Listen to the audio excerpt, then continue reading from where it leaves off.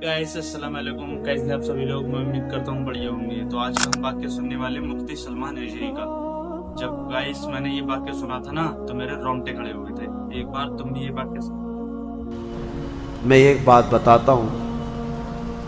पिछले ज़माने की एक बात है कि एक परहेजगार शख्स थे, मुत्तकी थे बनी इसराइल में। एक खातून जो फहश कामों में मुलव्विस रहती थी, तवाइफ थी या जैसी भी, वो आई इस आबिद के पास।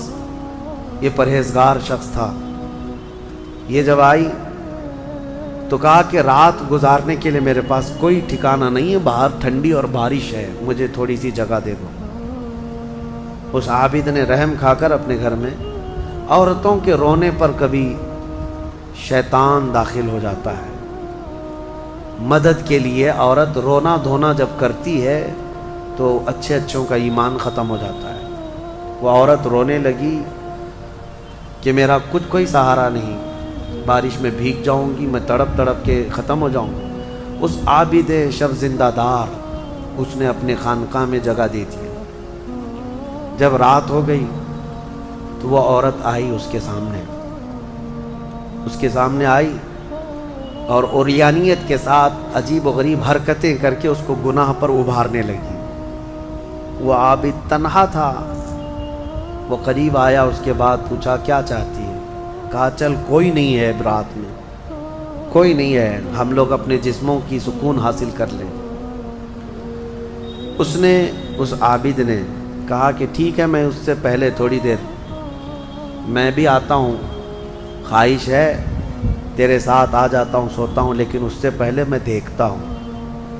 उसने क्या किया, घर में जो चिराग जल रहा था, बहुत उस वक्त मिशाल जलाए जाते थे, करंट तो नहीं, लाइट नहीं, मिशाल जो जलाए जाते थे, उसने वो मिशाल को करीब किया, पहले उसमें अपनी उंगली लगाया तो चमड़ी जल गई, हाथ झटकने लगा।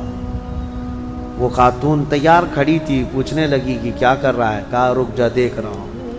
थोड़ी देर के बाद दूसरी उंगली आग में लगाया, चमड़ी जल गई। फिर उसके बाद वो इसी तरह जलाता रहा उंगली को। उस खातून ने पूछा कि क्या कर रहे हो तुम? उस आबिद ने कहा मैं देख रहा हूँ, इस आग को मैं बर्दाश्त कर सकता हूँ तो फिर ठीक है, मैं यहाँ मज़े भी कर लूँगा, इसलिए कि ये जहन्नम की आग इससे 70 गुना ज़्यादा तेज़ है, मैंने सुना है। देख रहा हूँ कि यहाँ की आग मैं बर्दाश्त कर पाता हूँ।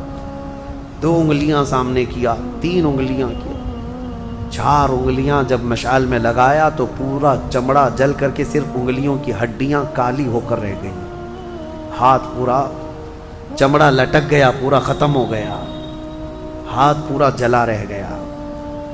वो औरत चीख मारने लग गई कि क्या कर रहा है, चमड़े के जलने की बू आने लग गई। इसी असना में वो औरत चीख मार करके बाहर निकलती है कि बचाओ मुझे, बचाओ, ये पागल हो गया, पागल हो गया। बादशाह की पुलिस वहाँ से गुजर रही थी, आई और उसने पूछा कि क्या हुआ है? कहा कि इस आबिद ने मेरी इज्जत पर हमला कर दिया।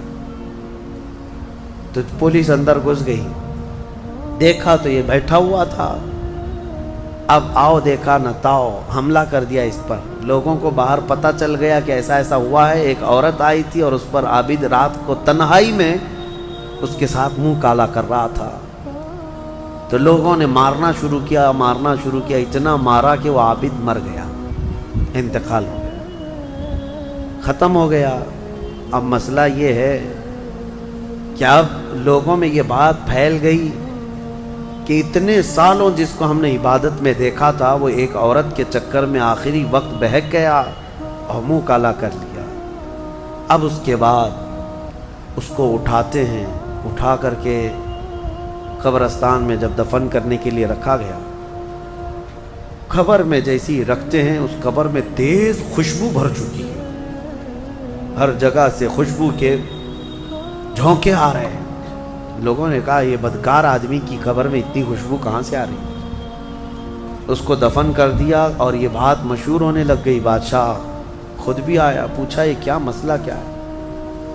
तो लोगों को जब ये बात समझ में नहीं आई तो उलमा को बुलाया गया और पूछा गया कि क्या मसला है। कहा गया कि یہ بدکار نہیں ہو سکتا، یہ اللہ کی رضا میں انتقال کیا ہے۔ اس خاتون کو پکڑ کر لایا گیا، پوچھا گیا کہ کیا کیا معاملہ ہوا تھا، سچ بتا۔ اس عورت نے بتایا کہ اس کا کوئی مسئلہ نہیں تھا، یہ ڈرتا رہا اللہ سے اور آخرت سے ڈرتا رہا، اور رات میں یہ بیٹھ کر کے اپنی انگلیاں جلا لیا تھا، اور یہ کہتا تھا کہ میں دیکھتا ہوں دنیا کی آگ سے میں برداشت کر پاتا ہوں تو ٹھیک ہے، میں تیرے ساتھ مزہ کروں گا، نہیں تو پھر آخرت کا عذاب اس سے بھی بڑا سخت ہے۔ وہ یہ کہتا رہا اور میں بھاگ کر گئی، اتنے میں لوگ آئے اور اس کو مار دیے۔ بادشاہ نے پوچھا کہ دیکھو اس کو پھر سے نکالو، نکالا گیا۔ اس خاتون کے بتائے ہوئے اعتبار سے جب دیکھا گیا تو اس کا ہاتھ جلا ہوا ویسے ہی موجود تھا، جلا ہوا ہاتھ ویسے ہی موجود تھا جیسے اس عورت نے واقعہ سنایا تھا۔ پھر لوگوں نے بہت توبہ کی کہ اس کو مارنے کا کیا گناہ تھا، اس کا جرم تھا، لیکن بہرحال وہ شہید تھا۔ اس حکایت کو نقل کر کے فرماتے ہیں صاحب حکایت کہ یہ وہ لوگ تھے جن کا ہر کام آخرت سے جڑا ہوا تھا، وہ ایک حرکت بھی کچھ ان کو دنیا میں ڈگمگ نہیں کرتی، ان کے پاؤں کو نہیں پھسلا پاتی۔ کیوں؟ وہ ڈرتے اس بات سے تھے کہ آخرت میں کیا ہوگا، آخرت میں کیا ہوگا۔ میرے عزیزو، میں آپ کو بتاؤں، زنا کی جو سزا ہم نے بتائی تھی، اس سے قبل بھی میں نے بتایا، کوڑے مار دیے جائیں 100 یا سنسار کر دیے جائیں، یہ آخرت میں دی جانے والی سزا کا 100واں حصہ ہے۔ اس سے 100 گنا زیادہ سزا وہاں پر قیامت میں، تو پھر وہ کیسی ہوگی سزا؟ پھر 100 گنا زیادہ سزا کیا ہے؟ اسی لیے فرمایا گیا جہنم کا ہلکا عذاب۔ پوچھا گیا حضور سے سب سے کم عذاب کیا ہوگا؟